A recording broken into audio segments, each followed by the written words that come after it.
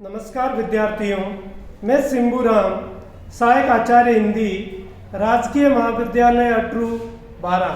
प्रिय विद्यार्थियों, इस वीडियो में हम आदिकालीन परिस्थितियों का अध्ययन करेंगे। परीक्षा में इसके संबंध में बड़ा प्रश्न, निबंधात्मक प्रश्न पूछा जाता है कि आदिकालीन परिस्थितियों का विस्तार से वर्णन कीजिए।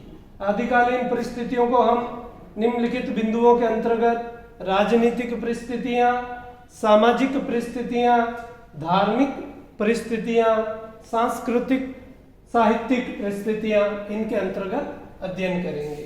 सर्वप्रथम राजनीतिक परिस्थितियां। आदिकाल सम्राट हर्षवर्धन के बाद का काल है। भारतीय इतिहास का यह युग राजनीति की दृष्टि से अव्यवस्था, ग्रह कलह और पराजय का युग है। विदेशी आक्रमणों के भयावह मेघों से आच्छादित रहा और रजवाड़ों की पारस्परिक भीतरी कलह इसको गुण के समान खोखला करती रही। सम्राट हर्षवर्धन, जिनका कालखंड 606 ईस्वी से 643 ईस्वी तक का है, उनके निधन के पश्चात मानो एक प्रकार से उत्तरी भारत से केंद्रीय शक्ति का ह्रास हो गया। उसके बाद छोटे छोटे राजवंश यथा चौहान, राठौड़, गुर्जर, चंदेल आदि आपस में लड़ने लगे। इसी समय मुस्लिम आक्रमण भारत पर होने लगे। मुसलमानों ने सिंध को प्रवेश द्वार बनाना चाहा और 710-11 ईस्वी में मोहम्मद बिन कासिम के नेतृत्व में सिंध पर धावा किया गया। सिंध का राजा दाहिर और उनके पुत्र तिल भूमि के लिए लड़े और अंततः हार गए। गजनी के शासक महमूद गजनवी का भी भारत पर आक्रमण या उन्होंने सोमनाथ के मंदिर पर आक्रमण किया और अपार धनराशि लूटी। इसी कड़ी में गजनी के शहाबुद्दीन मोहम्मद गोरी ने भारत जीतने की ठानी। कई बार हार कर भी हिम्मत न हारी। अजमेर का शक्तिशाली राजा पृथ्वीराज चौहान उस समय विदेशी आक्रमण के प्रति पूर्णतः जागरूक न था। कन्नौज के राजा जयचंद के षड्यंत्र के परिणाम स्वरूप पृथ्वीराज चौहान मोहम्मद गोरी से पराजित हुआ और मारा गया। हिंदुओं में अपना राज्य फैलाने की लालसा लिए अनेक वीर थे, परंतु आक्रमण के समय अपने पड़ोसी राज्य से उदासीन रहे। उनमें संकुचित राष्ट्रीयता की भावना थी। अपने 10-50 गांवों को ही वह राष्ट्र समझते थे।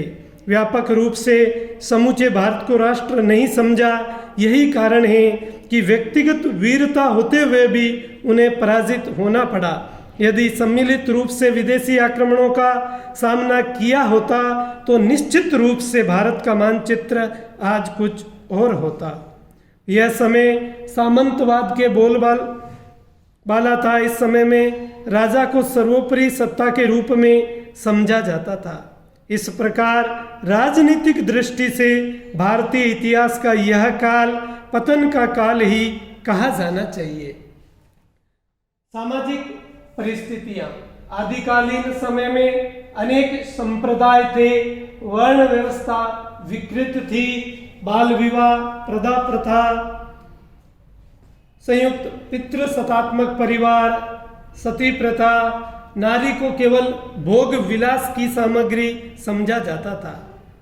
इस कालखंड में जाति, गुण और कर्म के आधार पर न होकर वर्ण के आधार पर मानी जाने लगी। एक जाति की अनेक उपजातियां होने लगी। छुआछूत के नियम भी बड़े कड़े होते गए। समाज भी रूढ़िग्रस्त हो चुका था। राजपूत जाति भी एक उल्लेखनीय विशेषता थी, वीरता और आत्मोत्सर्ग।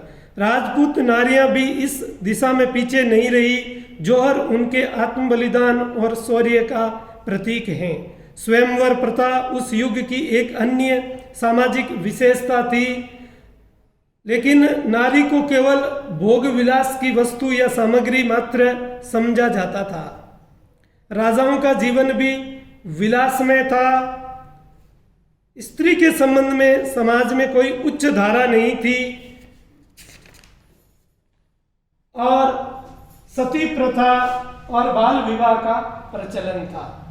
धार्मिक परिस्थितियां, धार्मिक दृष्टि से आदिकाल अशांति का काल था। इसमें वैदिक कर्म कांडों का बोलबाला था। इसके साथ ही जैन बौद्ध धर्म अपने वास्तविक आदर्शों से दूर हट चुका था। मूल स्वरूप से यह दूर हट चुके थे। इस काल में वैदिक और पौराणिक धर्म के विविध रूपों के साथ बौद्ध और जैन धर्म भी अपने वास्तविक रूप से दूर हट चुके थे। इस्लाम धर्म का प्रवेश होता है। नाथ योगियों में बहुत कुछ हद तक वज्र और तांत्रिक उपासना पद्धति को अपनाया, किंतु आगे चलकर गुरु गोरखनाथ ने इस संप्रदाय में योग की प्रतिष्ठा की, जिसमें संयम और आचार के लिए महत्वपूर्ण स्थान है। अंतिम, सांस्कृतिक परिस्थितियां। यह युग हिंदू मुस्लिम संस्कृतियों के परस्पर मिलन का कालखंड है। इसमें हिंदू और मुस्लिम दोनों धर्म एक दूसरे के नजदीक आते हैं। हर्षवर्धन के समय हिंदू संस्कृति प्रत्येक क्षेत्र में उन्नति के चरम शिखर पर आरूढ़ थी। इस काल में हिंदू संस्कृति धीरे धीरे मुस्लिम संस्कृति से प्रभावित होने लगी। अब भारत के उत्सव, मेलों, त्योहारों, वेशभूषा, आचार विचार, मनोरंजन आदि सभी पर मुस्लिम प्रभाव देखा जाने लगा। यहाँ के गायन, वादन और नृत्य पर भी मुस्लिम छाप स्पष्ट देखी गई है। धन्यवाद।